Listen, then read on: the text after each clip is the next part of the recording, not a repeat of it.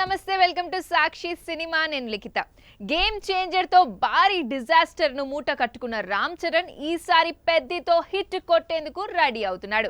ఇప్పటికే రిలీజ్ అయిన పాటలు టీజర్ సినిమాపై అంచనాల్ని భారీగా పెంచేశాయి. బుచ్చిబాబు దర్శకత్వం వహించిన ఈ మూవీ జూన్ 4న విడుదల కానుంది.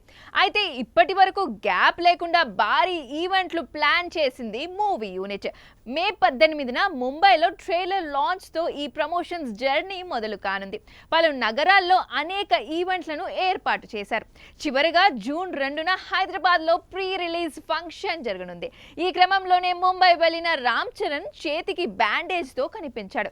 శుక్రవారం ప్రముఖ Bollywood celebrity hair stylist Hakim Aalim salon కు వెళ్లాడు చరణ్. అనంతరం బయటకు వస్తుండగా చెర్రీ కుడి చేతికి సపోర్ట్ బ్రేస్ కనిపించింది. దీనికి సంబంధించిన ఫోటోలు వీడియోలు సోషల్ మీడియాలో వైరల్ గా మారాయి.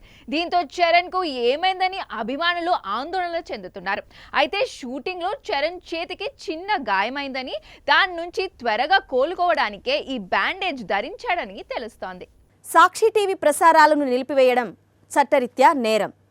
సాక్షి టీవీ ప్రసారాల కోసం మీ స్థానిక కేబుల్ ఆపరేటర్ని వెంటనే సంప్రదించండి.